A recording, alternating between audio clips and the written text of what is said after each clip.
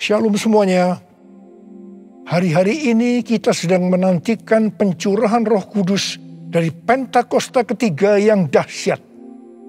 Perlu digarisbawahi bahwa Pentakosta ketiga sedang terjadi. Tetapi kita sedang menantikan pencurahan Roh Kudus dari Pentakosta ketiga yang dahsyat. Pentakosta ketiga adalah pencurahan Roh Kudus yang dahsyat di zaman ini, yang akan mengakibatkan penuaian jiwa yang terbesar dan yang terakhir sebelum Tuhan Yesus datang kembali. Pentakosta ketiga akan membangkitkan generasi Yeremia, yaitu anak-anak muda yang dipenuhi Roh Kudus, cinta mati-matian kepada Tuhan Yesus, tidak kompromi terhadap dosa, dan akan bergerak memenangkan jiwa. Pentakosta ketiga akan memberikan kuasa untuk menyelesaikan amanat agung. Setelah itu Tuhan Yesus datang kembali. Apa yang harus kita lakukan supaya pencurahan Roh Kudus dari Pentakosta ketiga yang dahsyat itu terjadi? Pada zaman Elia, orang-orang Israel bertobat karena mereka melihat api Tuhan turun. Api Tuhan ini turun setelah Elia berdoa. Elia berdoa dan berkata kepada Tuhan, "Ya Tuhan, Allah Abraham, Ishak dan Israel, pada hari ini biarlah diketahui orang bahwa Engkaulah Allah di tengah-tengah Israel, dan bahwa aku ini hamba-Mu, dan bahwa atas firman-Mu lah aku melakukan segala perkara ini. Jawablah aku ya Tuhan, jawablah aku, supaya bangsa ini mengetahui bahwa Engkaulah yang membuat hati mereka tobat kembali." Apa yang terjadi setelah Elia berdoa? Lalu turunlah api Tuhan, membakar habis korban bakaran, kayu api, batu dan tanah itu. Bahkan air yang dalam parit habis dijilatnya. Ketika seluruh rakyat melihat kejadian itu, sujudlah mereka serta berkata, "Tuhan, Dialah Allah. Tuhan, Dialah Allah." Jadi, kalau kita mau melihat api Roh Kudus dari Pentakosta ketiga dicurahkan dengan dahsyatnya, seperti yang dilakukan Elia dengan berdoa, maka kita, gereja Tuhan, harus berdoa, memuji, dan menyembah Tuhan dalam unity siang dan malam. Hal ini juga seperti yang dilakukan oleh murid-murid Tuhan Yesus waktu menantikan pencurahan Roh Kudus di kamar loteng, yang kita sebutkan sebagai Pentakosta pertama. Kisah Para Rasul 1 ayat 14 bagian A berkata, mereka semua bertekun dengan sehati dalam doa bersama-sama. Artinya mereka berdoa, memuji dan menyembah Tuhan bersama-sama dalam unity siang dan malam. Ini adalah prinsip restorasi Pondok Daud. Ini adalah prinsip menara doa. Hal yang seperti ini juga dilakukan oleh William Seymour dan teman-temannya waktu menantikan pencurahan Roh Kudus di Azusa Street yang disebutkan sebagai Pentakosta kedua. Jadikan aku Tuhan rumah doa-Mu, agar semua suku bangsa datang menyembah-Mu.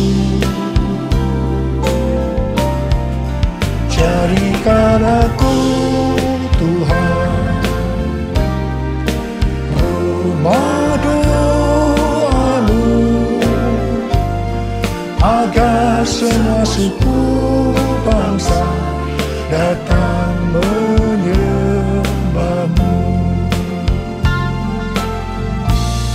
Agar semua suku bangsa datang menyembah-Mu.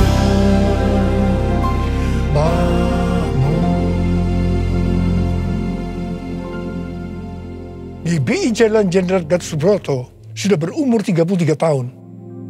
DNA gerejanya adalah restorasi Pondok Daud yang didefinisikan sebagai prajurit-prajurit Tuhan yang gagah perkasa, yang mempunyai gaya hidup berdoa, memuji dan menyembah Tuhan dalam unity siang dan malam, dan melakukan kehendak Tuhan pada zaman ini. Jadi di sini kita melihat bahwa Tuhan mempersiapkan untuk terjadinya pencurahan Roh Kudus yang dahsyat dari Pentakosta ketiga melalui doa, pujian, dan penyembahan dalam unity siang dan malam. Ini berbicara juga tentang menara doa. Kitab Wahyu pasal 5 berbicara tentang keadaan di sorga. Ketika anak domba, yaitu Tuhan Yesus, mengambil gulungan kitab yang ditulisi sebelah dalam dan luarnya, dan dimeteraikan dengan 7 meterai dari tangan Dia yang duduk di atas tahta itu. Karena hanya Tuhan Yesus saja yang bisa membuka gulungan kitab itu dan membuka meterainya. Maka tersungkurlah keempat makhluk dan ke-24 tua-tua itu di hadapan Tuhan Yesus. Ke-24 tua-tua itu masing-masing memegang satu kecapi dan satu cawan emas yang penuh dengan kemenyan. Itulah doa orang-orang kudus. Ketika mereka menyanyikan nyanyian baru, yaitu nyanyian yang memuliakan Tuhan Yesus, apa yang terjadi? Yang pertama, beribu-ribu laksa malaikat, makhluk-makhluk termasuk tua-tua itu juga meresponi nyanyian baru yang memuliakan Tuhan Yesus. Ini bisa diartikan terjadinya penuaian jiwa beribu-ribu laksa. Yang kedua, ternyata yang meresponi nyanyian baru yang memuliakan Tuhan Yesus tidak hanya beribu-ribu laksa, tetapi semua makhluk di sorga, di bumi, yang di bawah bumi, dan yang di laut, dan semua yang ada di dalamnya. Ini bisa diartikan bahwa setiap lutut bertelut, semua lidah mengaku bahwa Yesus Kristus itu adalah Tuhan. Haleluya! Semua hal yang terjadi ini bisa diartikan sebagai berikut. Ke-24 tua-tua memegang kecapi yang berbicara tentang pujian dan penyembahan. Dan cawan yang berisi kemenyan, yaitu doa orang-orang kudus. Ini bisa diartikan ketika kita berdoa, memuji dan menyembah Tuhan dalam unity siang dan malam, dengan menyanyikan nyanyian baru yang memuliakan Tuhan, maka akan terjadi penuaian jiwa beribu-ribu laksa. Bahkan akan membuat setiap lutut bertelut dan semua lidah mengaku Yesus adalah Tuhan. Hal ini sesuai dengan Kisah Para Rasul 15 ayat 15 sampai dengan 18, di mana restorasi Pondok Daud akan membuat semua orang lain mencari Tuhan. Dan segala bangsa yang tidak mengenal Allah, yang kusebut milikku, mencari Tuhan. Yang artinya setiap lutut akan bertelut dan semua lidah akan mengaku Yesus adalah Tuhan. Haleluya! Tahun 2013 merupakan tahun yang bersejarah bagi GBI Jalan Jenderal Gatot Subroto. Mengapa? Alasan yang pertama, pada tahun 2013, Tuhan memberikan nama pencurahan Roh Kudus yang dahsyat yang akan turun di zaman ini sebagai Pentakosta yang ketiga. Alasan yang kedua, pada tahun 2013 di GBI Sukawarna Bandung ada tindakan profetik penyatuan cawan dan kecapi, di mana cawan berbicara tentang doa dan kecapi berbicara tentang pujian dan penyembahan. Penyatuan cawan dan kecapi secara profetik ini diwakili oleh Dr. Yonggi Cho dari Gereja Yoido Full Gospel Korea Selatan, yang mempunyai ciri menonjol tentang doa. Dan saya dari GBI Jalan Jenderal Gatot Subroto yang mempunyai ciri menonjol dalam pujian dan penyembahan. Tindakan profetik penyatuan cawan dan kecapi ini sebagai tanda dimulainya penuaian jiwa yang terbesar dan yang terakhir dengan adanya Pentakosta ketiga sebelum Tuhan Yesus datang kembali. Salah satu wujud dari tindakan penyatuan secara profetik cawan dan kecapi ini adalah pada tahun 2014 Hansai University memberikan gelar doktor kehormatan Dr. Honoris Causa di bidang teologi kepada saya. Meskipun Dr. Yonggi Cho dan istrinya Dr. Kim sudah dipanggil Tuhan, saya percaya penyatuan secara profetik cawan dan kecapi ini tidak dapat dibatalkan. Hosana, Hosana di tempat yang tinggi. Hosana, Hosana di hati yang suci. Hosana, Hosana, Hosana in the highest. Hosana, Hosana, Hosana in the highest. Hosana in the highest. Hosana in the highest.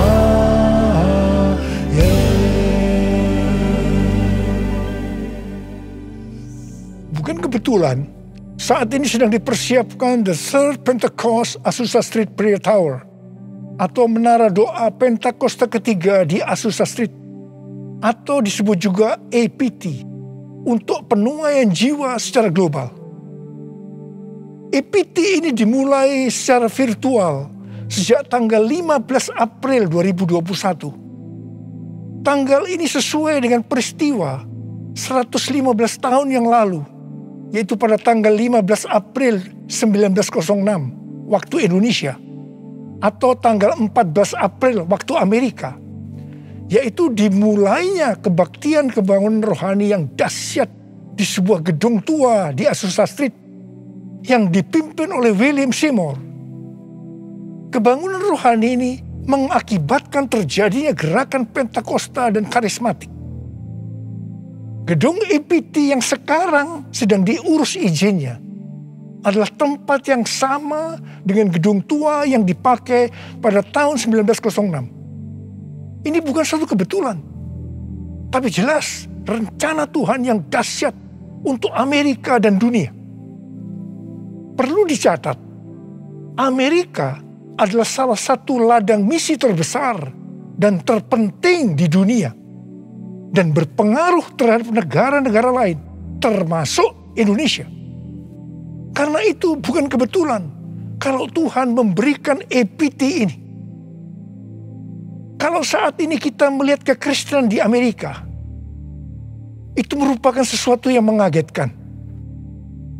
Menurut penelitian Dr. George Barna yang dirilis pada tanggal 6 Juni 2021, jadi masih baru, mengenai kekristenan di Amerika, didapatkan bahwa yang pertama, orang Kristen yang mempunyai pandangan yang ortodoks dan alkitabiah tentang Allah hanya 46%. Yang kedua, orang Kristen yang percaya bahwa masuk surga karena mengaku dosa dan menerima Yesus sebagai juru selamat pribadi hanya 30%. Yang ketiga, orang Kristen yang memiliki cara pandang yang alkitabiah hanya 6%. Dan yang keempat, didapatkan bahwa pelayanan Kristen yang dipraktekkan dalam 5 dekade terakhir ini tidak akan efektif untuk generasi anak-anak muda yang disebutkan sebagai generasi yang berbeda, di mana mereka tidak peduli terhadap bangsa, dalam hal ini Amerika, meragukan sejarah dan fondasi bangsa. Mereka mahir dalam teknologi, bebas secara seksual, labil emosinya, dan campur aduk kerohaniannya. Kalau melihat data-data ini, jelas tanpa pencurahan Roh Kudus dari Pentakosta ketiga yang dahsyat, tidak mungkin bisa memperbaiki keadaan kekristenan ini. Michael L. Brown, penulis buku yang mengungkapkan bahaya ajaran hypergrace, akan menerbitkan buku pada tanggal 19 Oktober 2021 yang akan datang dengan judul Revival or We Die. A Great Awakening is Our Only Hope. kebangkitan atau kita mati. Kebangunan besar adalah harapan kita satu-satunya. Kesimpulan dari buku ini adalah sebagai berikut. Amerika diambang kehancuran. Harapan satu-satunya adalah lawatan kuasa dan hadirat Allah. Untuk menyelamatkan bangsa, maka gereja di Amerika yang pertama harus menemukan kembali firman Allah yang terhilang. Yang kedua, memulihkan takut akan Tuhan. Ketiga, menyalakan kembali api kasih mula-mula. Dan yang keempat, mengobarkan kembali rasa lapar akan roh Allah. Kalau melihat ini, jelas Amerika membutuhkan lawatan Roh Kudus yang dahsyat dari Pentakosta ketiga. Karena itu Tuhan memberikan EPT, menara doa Pentakosta ketiga di Azusa Street. Hosana bagimu di tempat yang maha tinggi. Hosana bagimu Yesus di tahta maha kudus. Ku memujimu selalu, ku sembah kau selamanya. Sungguh Yesus ku cinta padamu. Hosana bagimu di tempat yang maha tinggi. Hosana bagimu Yesus di tahta maha kudus. Ku memujimu selalu, ku sembah kau selamanya. Sungguh Yesus ku cinta padamu. Sungguh Yesus ku cinta padamu. Sungguh Yesus ku cinta padamu.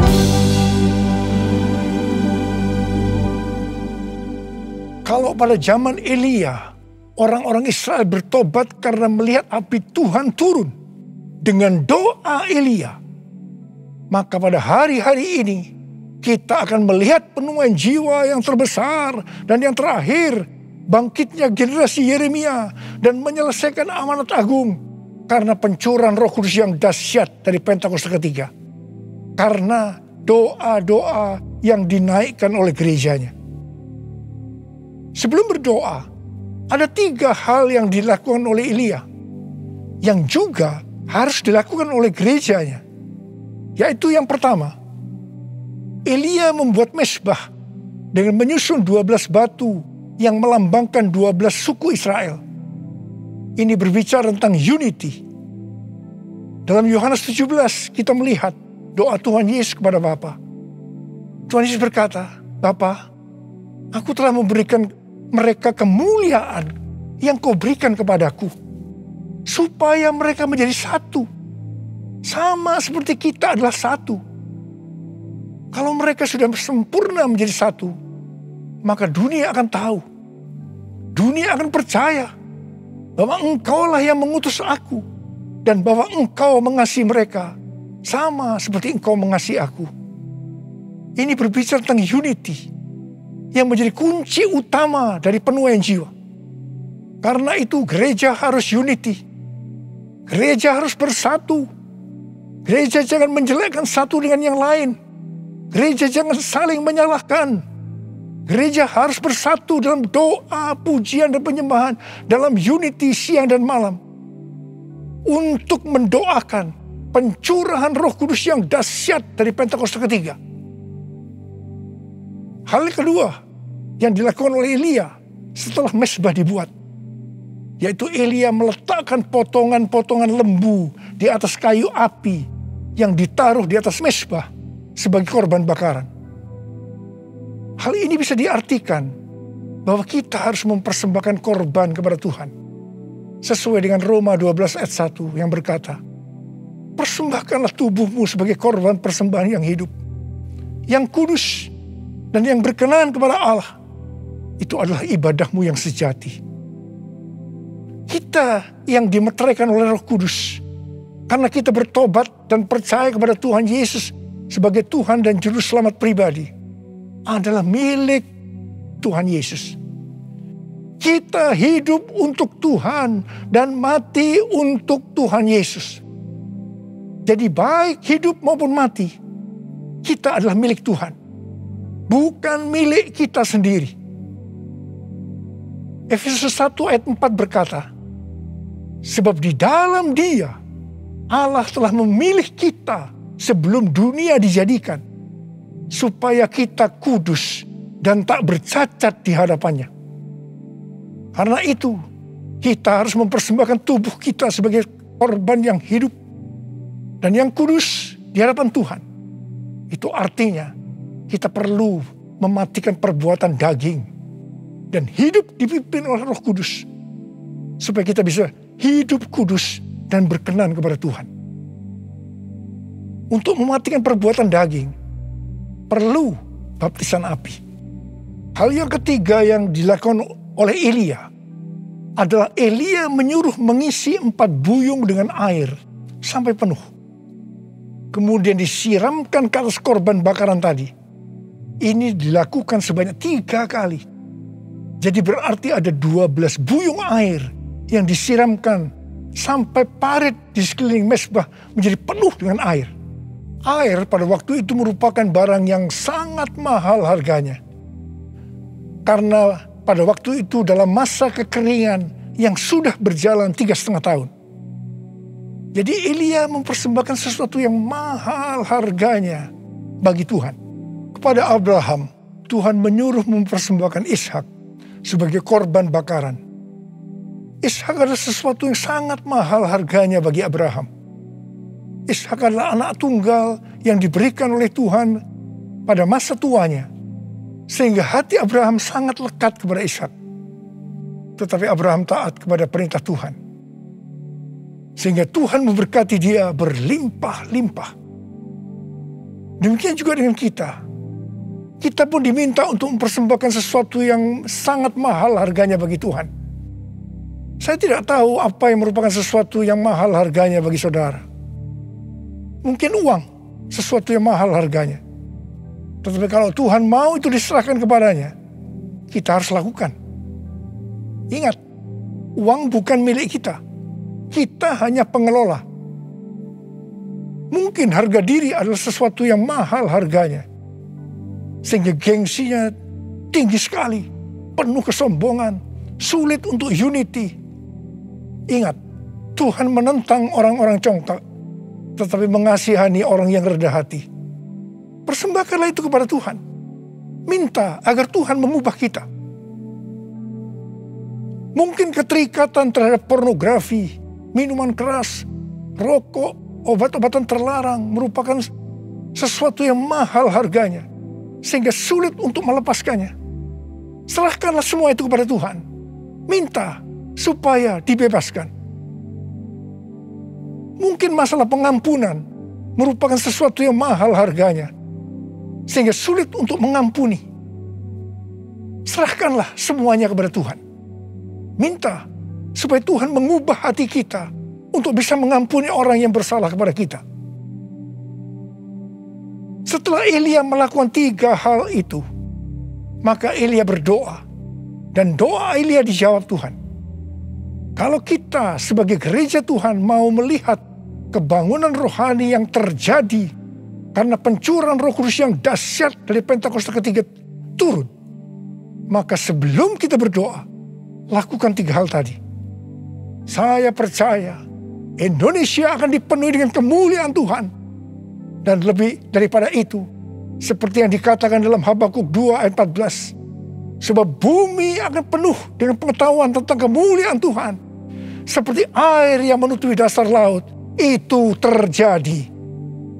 Ada berapa banyak di antara saudara yang merindukan pencurahan Roh Kudus yang dahsyat dari Pentakosta ketiga itu turun, sehingga akan terjadi penuaian jiwa yang terbesar dan yang terakhir sebelum Tuhan Yesus datang untuk kali yang kedua. Bangkitnya generasi Yeremia dan menyelesaikan amanat agung. Saya mau berdoa buat saudara. Mari angkat tangan saudara. Kita nyanyikan bersama-sama. Curahkanlah kuasa-Mu Tuhan, mujizat terjadi di tempat ini. Curahkanlah kuasa-Mu Tuhan, terjadi sekarang ini. Curahkan ya Tuhan, curahkanlah kuasa-Mu Tuhan. Mujizat terjadi di tempat ini. Curahkanlah kuasa-Mu Tuhan. Mujizat terjadi sekarang ini. Mujizat terjadi sekarang ini. Mujizat terjadi sekarang ini. Mari kita berbahasa roh.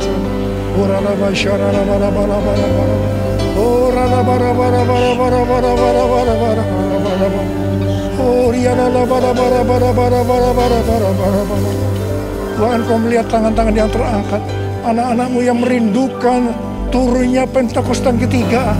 Tuhan, terima kasih. Jadikan kami sebagai alat-Mu untuk menyelesaikan amanat agung Tuhan Yesus. Urapi kami semua ya Tuhan. Urapi kami semua Tuhan. Pengurapan Tuhan turun ke atas kita semua. Terima. Curahkanlah kuasa-Mu Tuhan. Mujizat terjadi di tempat ini. Curahkanlah kuasa-Mu Tuhan. Mujizat terjadi sekarang ini. Mujizat terjadi sekarang ini. Mujizat terjadi sekarang ini. Mujizat terjadi sekarang ini.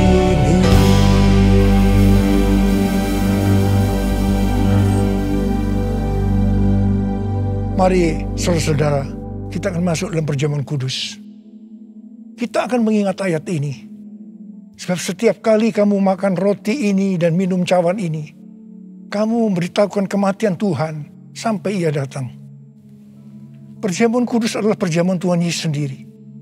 Setiap kali kita masuk dalam perjamuan kudus, Tuhan Yesus selalu berkata, biarlah ini menjadi peringatan akan aku.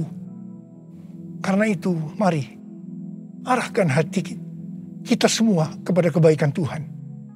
Kita akan mengingat kebaikan Tuhan. Supaya kita lebih mengasihi Tuhan Yesus. Kita lebih mengasihi satu dengan yang lain. Mari tundukkan kepala. Tuhan, siapakah kami sebelum kami mengenal Engkau? Kami semua orang berdosa. Upah dosa adalah maut, mati. Tapi Engkau yang tidak berdosa telah dijadikan dosa oleh karena kami. Engkau harus turun dari sorga mulia, menjelma menjadi manusia. Mati ganti kami dengan penderitaan yang luar biasa. Sungguh kalau kami pikirkan ya Aba, betapa baiknya Engkau itu. Kau jadikan kami sebagai anak-anak-Mu. Engkau memberkati, Engkau tuntun, Engkau membela kami, Engkau mengajar kami. Engkau juga menegur kalau kami salah. Itu Engkau ya Aba. Betapa baiknya Engkau itu. Terima kasih. Tuhan akan memberkati kita semua melalui perjamuan kudus. Tapi Tuhan mau kita makan dan minum dengan cara yang benar. Karena itu sekarang, mari kita introspeksi. Sebelum kita masuk dalam perjamuan kudus, kita introspeksi. Jangan menyimpan dosa. Kalau Tuhan ingatkan saat ini tentang dosa yang harus kita selesaikan, langsung minta ampun. Mari kita minta ampun. Ampuni saya Tuhan. Katakan. Ampuni saya Tuhan, ampuni saya. Ampuni Tuhan, ampuni kami semua Tuhan. Ya Tuhan, Kau sedang melihat anak-anak-Mu yang sedang meminta ampun padamu. Layakkan kami untuk masuk dalam perjamuan kudus. Kami akan masuk dalam perjamuan kudus dengan hati yang penuh ucapan syukur. Dalam nama Yesus kami berdoa. Amin. Mari. Sekarang kita angkat roti di tangan kanan kita tinggi-tinggi. Sebab apa yang telah kuteruskan kepadamu telah aku terima dari Tuhan. Yaitu bahwa Tuhan Yesus pada malam waktu Ia diserahkan mengambil roti. Dan sesudah itu Ia mengucap syukur atasnya. Ia memecah-mecahkannya dan berkata, inilah tubuhku yang diserahkan bagi kamu. Perbuatlah ini menjadi peringatan akan aku. Saudara dikasih Tuhan, bukankah roti yang kita pecah-pecahkan ini adalah persekutuan kita dengan tubuh Kristus? Mari kita makan dalam nama Yesus.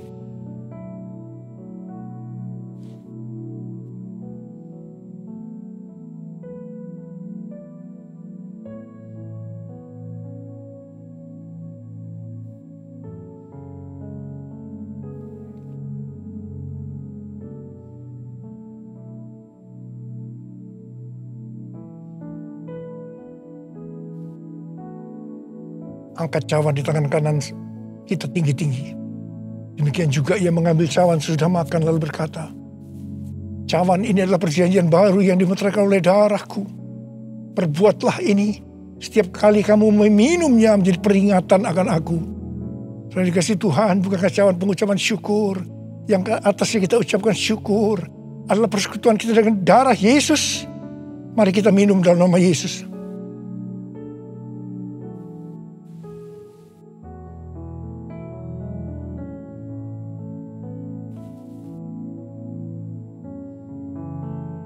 Mari kita angkat tangan kita, ucapkan syukur dengan suara.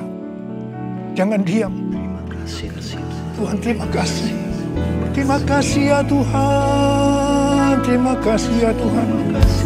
Terima kasih. Kami bersyukur ya Tuhan. Kami bersyukur ya Tuhan.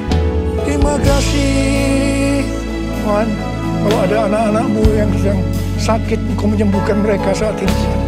Sembuh dalam nama Yesus, sembuh dalam nama Yesus. Mujizat terjadi dalam hidupmu saat ini. Oh Rarabasyikara lama-lama Engkau tolong mereka ya Tuhan, yang membutuhkan pertolongan Tuhan. Ya, Engkau melihat saat ini anak-anakmu ya Tuhan. Oh Tuhan, terima kasih buat semuanya. Terima kasih. Terima kasih buat semuanya ya Tuhan. Terima kasih Yesusku, terima kasih Yesusku. Puji syukur hanya bagi Tuhanku.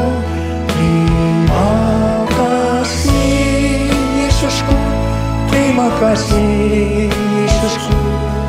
Puji syukur hanya bagi Tuhanku.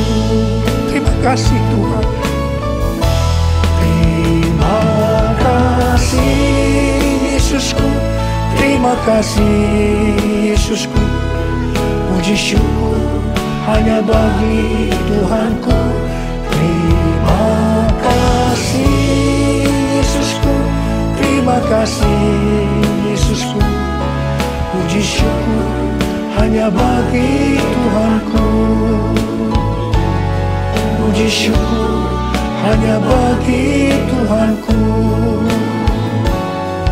Puji syukur hanya bagi Tuhanku.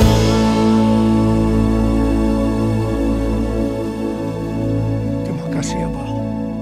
Terima kasih ya Bapa. Terima kasih ya Bapa. Mari angkat tangan saudara. Terimalah berkat Tuhan. Kasih karunia yang berlimpah-limpah daripada Allah Bapa dalam Anak yang tunggal Yesus Kristus. Persekutuan yang manis dengan Roh Kudus menyertai saudara sekalian mulai hari ini. Sampai Tuhan Yesus datang menjemput kita di awan-awan dan bahkan sampai selama-lamanya. Yang percaya bersama-sama katakan, Amin.